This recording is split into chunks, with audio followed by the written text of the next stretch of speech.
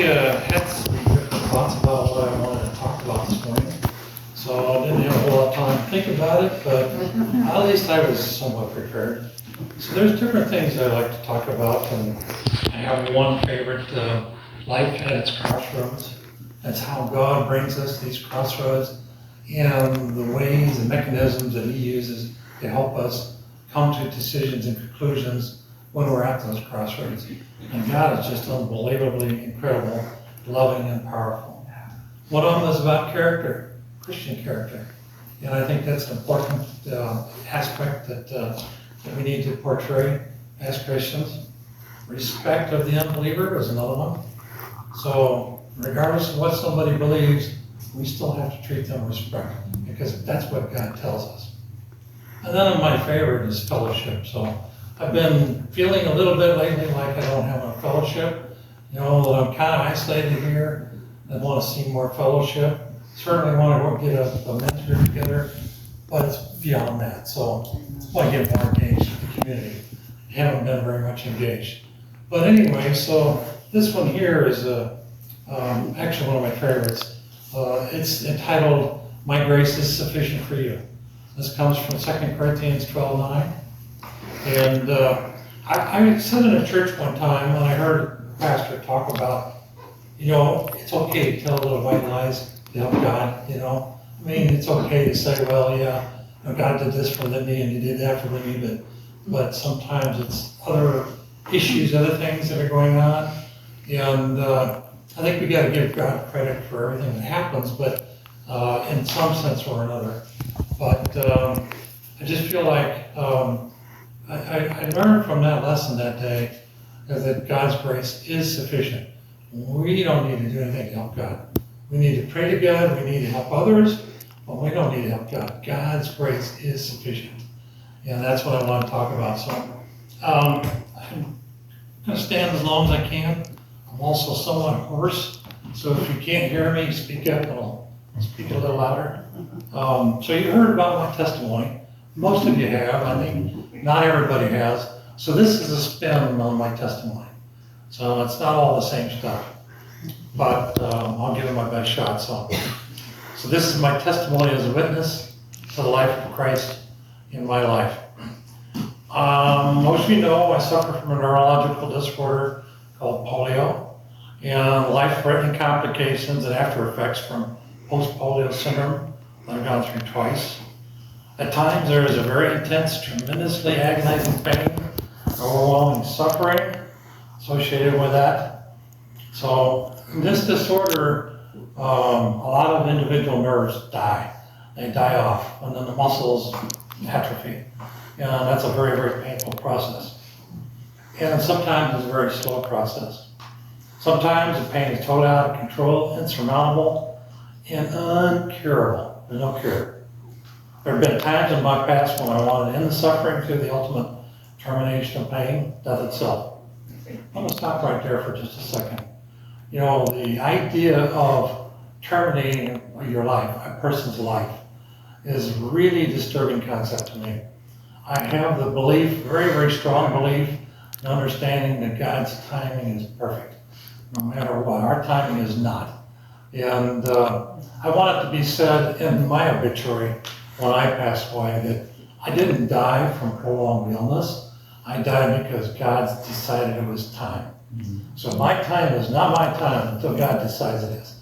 So you still got something in store for me? Maybe, maybe not. I don't know what's going on. All I know is it's God's timing is perfect. I've seen many people go through that struggle. You just got to remember, no matter what, God's timing is perfect. That's the way it works. Anyway, when I do suffer, I suffer a lot. I'm thinking I just can't survive another moment with this intense pain. But these days, I keep in mind the final 18 hours of the crucifixion of Jesus Christ.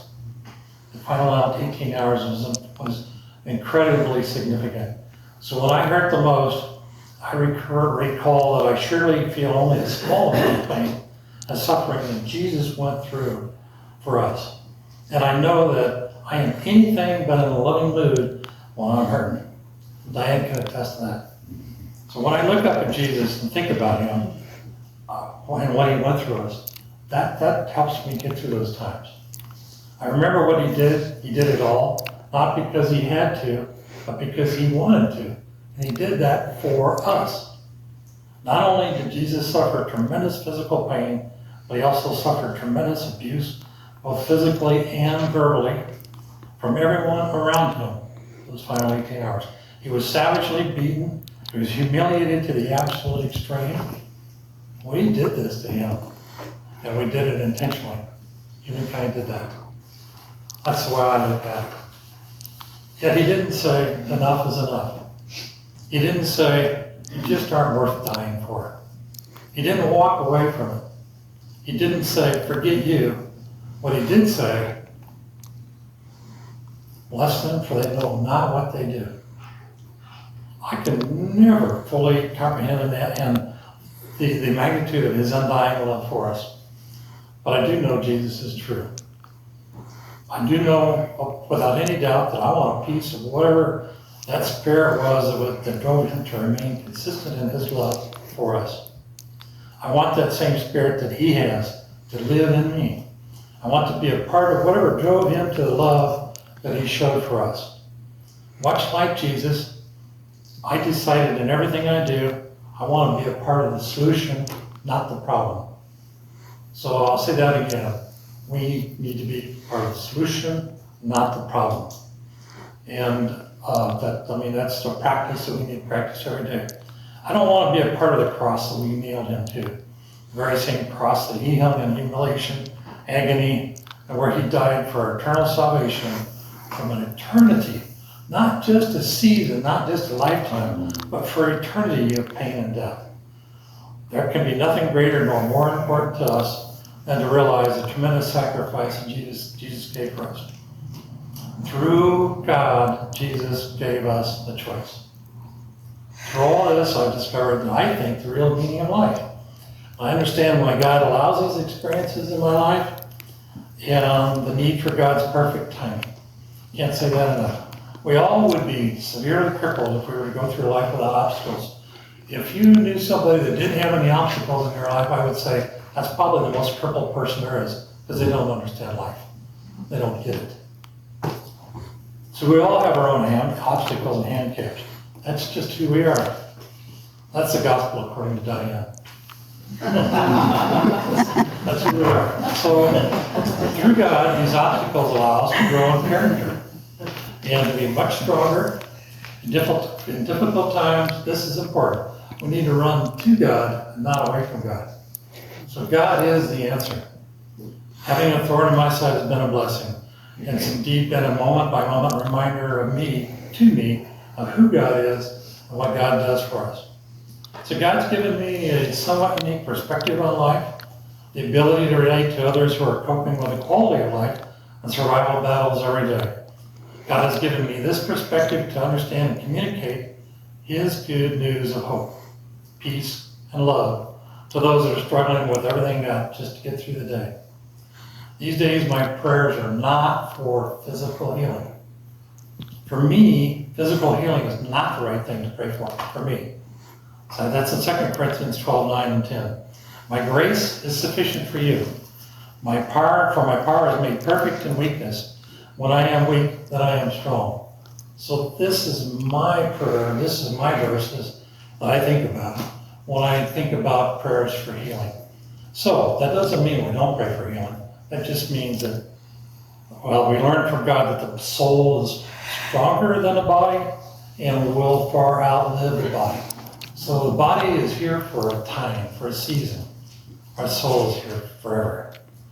Our weaknesses are, again, as I say, only for a season. We got to be more concerned about our soul, not so much about our bodies and physical comfort.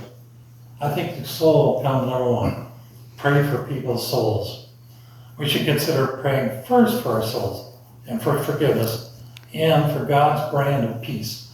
God provides the only kind of peace that you can ever imagine that is actually true peace. Health and comfort prayers absolutely should follow really, really close behind. So we don't want to forget about that. But we got to pray for our souls first, and then we're not running away from God. My prayers are also for others and for the opportunity to share with them the gift of the special type of hope, peace, and love that only God can provide. And to thank God for who He is. I'm almost hoarse. I've got another minute here. So I ponder sometimes about eagles. I think a lot about bald eagles. You know, sometimes I see them around the place, sometimes I don't. My perception is that an eagle is incredibly vulnerable when it's on the ground. It's vulnerable when it's sitting on the ground. But when it flies above life's difficulties. So an eagle's altitude transforms its attitude. You know, that's why I perceive it. Eagles love to fly. They don't want to be on the ground, they want to be up in the air. So a promise God shares with us in Isaiah 40:29-31. Those who wait on God get fresh strength. They spread their wings and soar like eagles.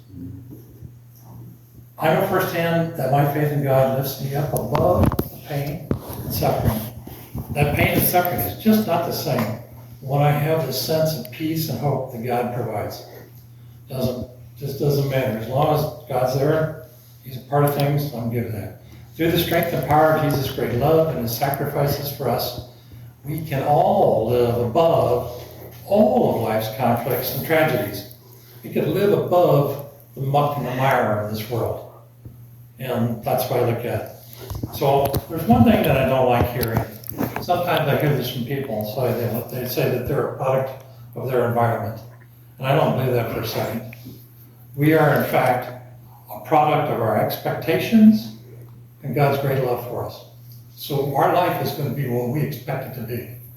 And it can be, significantly better because we're engaged in God's great love. So I have two questions that I like to ask people. Number one, is it safe for you to die today? Is it safe? The second thing is would you choose to share this hope with others? So I get a couple of favorite Bible verses that I have too, I want to share with you. But for those who hope in the Lord will renew their strength, they will soar like eagles. It's Isaiah 40:31. The next one is actually my big time favorite. Let us throw off everything that hinders us, and let us run with perseverance the race marked out in our lives. That's in Hebrews 12:1-2. So that's the kind of running I can do. I can't run physically, but we can definitely run with perseverance and God's love. I think that's pretty much about it. I do know from my experiences that I'm going to see my little brother and my mom and my dad and Diane and my entire family in heaven someday. And I hope to see you all there too. So I have, for that part, if you want a copy of this, there's copies up here. This